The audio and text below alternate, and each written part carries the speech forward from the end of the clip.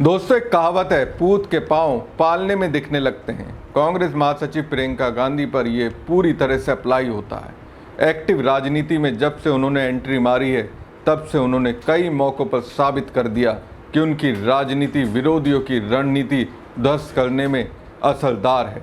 और जैसे जैसे राजनीति की दुनिया में उनका अनुभव बढ़ता जाएगा, वैसे वैसे विरोधियों की हालत खराब होने वाली है। संसद में जिस तरह से हर मुद्दे पर बेबाकी से प्रियंका गांधी ने मोदी शाह समेत सत्ताधारी पार्टी बीजेपी को घेरा, वो सब पब्लिक डोमेन में है, वो किसी से छिपा नहीं है। अभी कल की तो बात है, जब विधानसभा चुनाव से पहले बिहार में एनडीए सरकार की ओर से 75 लाख महिलाओं को 10,000 रुपये देने का ऐलान किया गया, तो प्रियंका गांधी ने इसे रिश्वत की कैटेगरी में रखा और बिहार में ही महिलाओं को बताया, इस सरकार के झांसे में मत आना, ये आपको रिश्वत दे रही है। अब प्रियंका गांधी ने एक एक्शन लिया। एक्शन उन पर लिया जो कांग्रेस के अंदर स्लीपर सेल की भूमिका में थे। नमस्कार दोस्तों, मैं हूं परवीन सानी। दोस्तों, पॉलिटिकल मैप पर केरल के वायनाड की चर्चा तब शुरू हुई थी जब 2019 में राहुल गांधी ने अमेठी के साथ साथ वायनाड से भी चुनाव के लिए नामांकन भरा था। अमेठी में स्मृति ईरानी को बीजेपी ने राहुल के खिलाफ उतारकर सारे समीकरण बदल दिए। वायनाड की सेफ सीट चुनना राहुल के लिए बढ़िया फैसला था। 2019 की मोदी लहर में राहुल गांधी अमेठी हार गए। वायनाड से मिली बम्पर जीत के बदौलत संसद पहुंच गए। 2024 में राहुल ने अमेठी छोड़ दिया, फिर से रायबरेली और वायनाड 2 सीटों से लड़े। 2024 तक राहुल की पॉलिटिक्स बहुत बदल चुकी थी। दोनों सीटों पर जीत मिली तो उन्होंने वायनाड की सीट छोड़ दी। वायनाड उपचुनाव से प्रियंका गांधी ने इलेक्शन डेब्यू किया। चुनाव जीतने के बाद वायनाड में प्रियंका गांधी का आना जाना लगा रहता है। इस बार प्रियंका गांधी के 10 दिन के वायनाड दौरे से बड़ा भूचाल आ गया। पहले प्रियंका गांधी पहुंची, फिर पर्सनल विजिट पर सोनिया गांधी और राहुल गांधी भी आए। वायनाड कांग्रेस में लोकल लेवल पर बहुत कुछ चल रहा था। वायनाड जिला कांग्रेस के अध्यक्ष एनडी आपचन के काम करने के तौर तरीकों को लेकर ढेर सारी शिकायतें मिल रही थी। पहले तो प्रियंका ने जाने दिया। इस बार प्रियंका की 10 दिन के लिए वायनाड में टिक गई तो बड़ा एक्शन हो गया। वायनाड जिला कांग्रेस अध्यक्ष एनडी आपचन का इस्तीफा हो गया। केरल कांग्रेस अध्यक्ष सनी जोसेफ ने इस्तीफा मंजूर करके आगे के एक्शन के लिए एआईसीसी को लिखा है।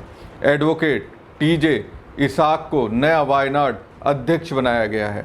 एनडी आपचन को एआईसीसी का सह मनोनीत सदस्य बनाया गया है। वायनाड में कांग्रेस से जुड़े एक परिवार में दो घटनाओं ने बड़ी सनसनी मचा दी थी। प्रियंका गांधी के वायनाड दौरे के दौरान एक कांग्रेस कार्यकर्ता ने जान दे दी।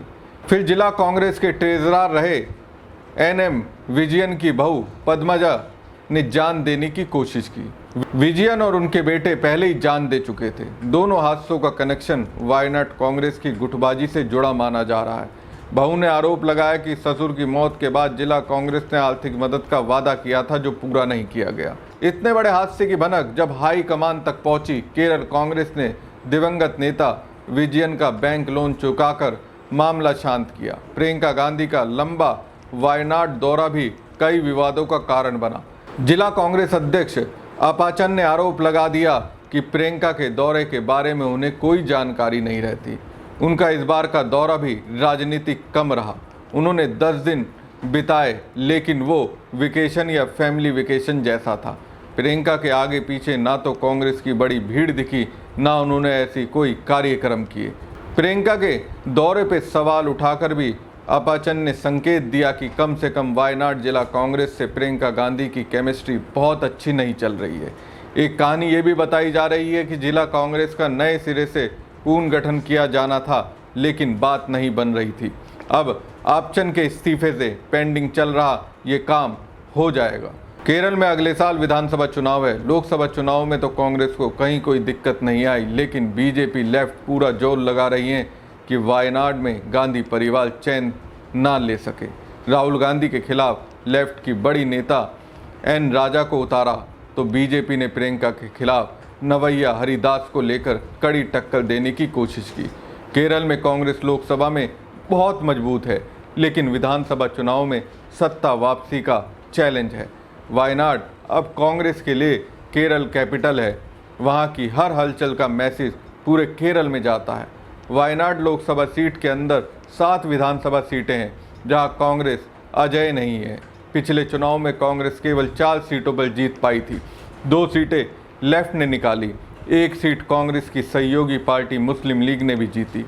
राहुल गांधी के 2 बार जीतने और अब प्रियंका गांधी के सांसद रहने के बाद चैलेंज है कि विधानसभा चुनाव में सारी की सारी 7 की 7 सीटें जीती जाएं। इसके लिए सबसे जरूरी रोल होगा जिला कांग्रेस का, जहां बड़ी उठापटक मची हुई है। लेकिन जिस तरह से एक्शन वायनाड में लिया गया उससे ये साबित होता है कि प्रियंका गांधी लापरवाही बरतने वाले नेताओं को माफ नहीं करती हैं, उनके खिलाफ एक्शन लेती हैं।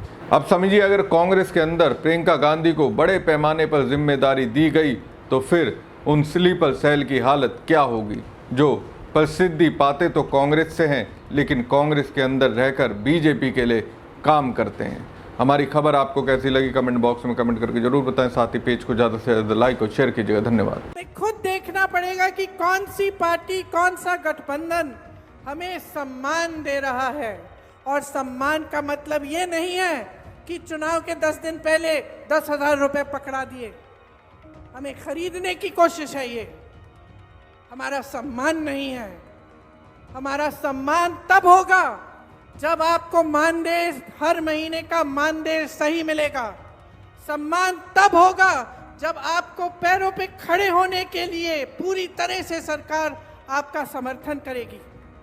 आपका सम्मान तब होगा जब आपकी बेटियां पढ़ने जाएंगी और अपने आप को सुरक्षित समझेंगी।